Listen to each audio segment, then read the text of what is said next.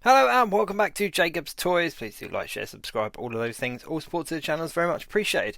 And this is the Marvel Legends Superior Spider-Man as part of the Marvel 85 Years Wave, or line, whatever it is you want to call it. But this is Superior Spider-Man. We haven't had this character, this figure, for a long time. And the original version of this wasn't all that great, let's be perfectly honest. There was quite a few design flaws with it. A lot of customizers did the legs, did the cuffs, all that kind of stuff.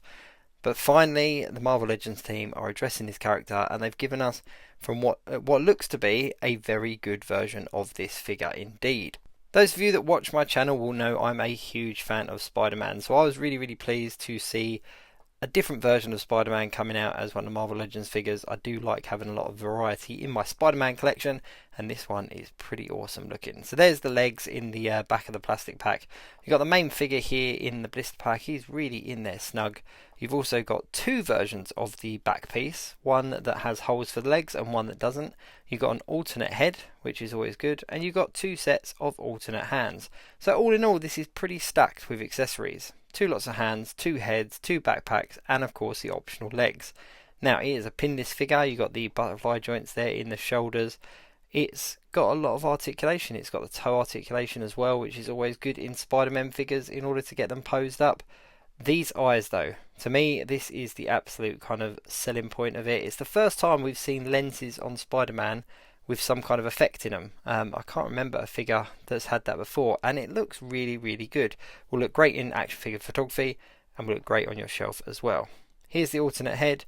Now if I'm totally honest, I'm not blown away by the alternate head. It's just a pretty standard Spider-Man head, but the web pattern looks a little bit off to me. I don't know if it's just me or whether you can see that as well, but it just looks a little bit, I don't know, doesn't look quite right. So I'll definitely be displaying it with these the original head on. These are the cuffs that of course Superior Spider-Man has, and the original figure that we got back in the day didn't have these, and to a lot of people's disappointment, it didn't quite finish the look off. You also got clawed hands, and of course you've got the Rockstar aka web shooter hands as well. I'm going to put the clawed hands on just because Superior Spider-Man, obviously I'm not going to give too much away about the storyline, but it's not the Peter Parker that we know. It's not the Spider-Man that we know. There's something a little bit different about him.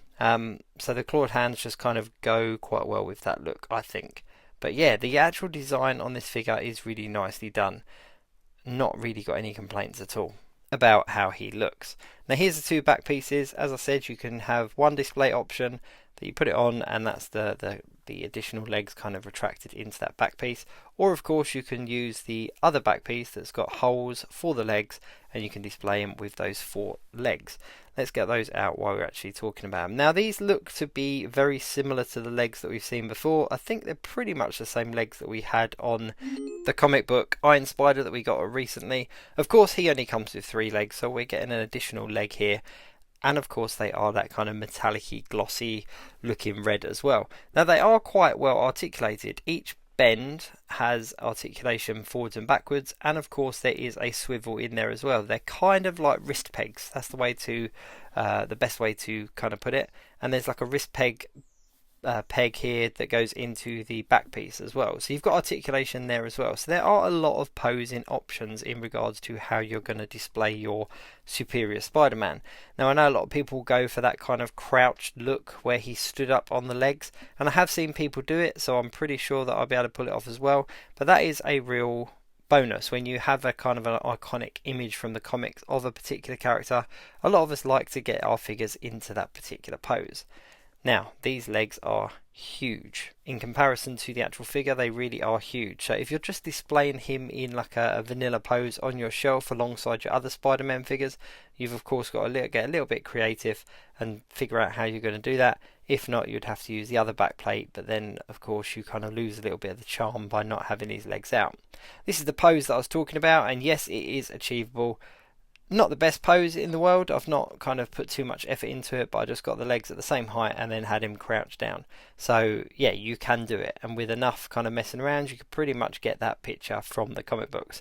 However, there is another image in the comics that I really like, and it's this image of him walking along on the kind of debris with all the legs out kind of in different directions, and I've recreated that as well. So I'm really pleased that there's a lot of options here for display.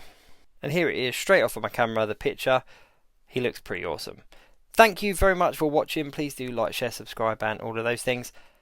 Superior Spider-Man, awesome figure, well worth the wait. Thanks very much for watching. I'll see you soon.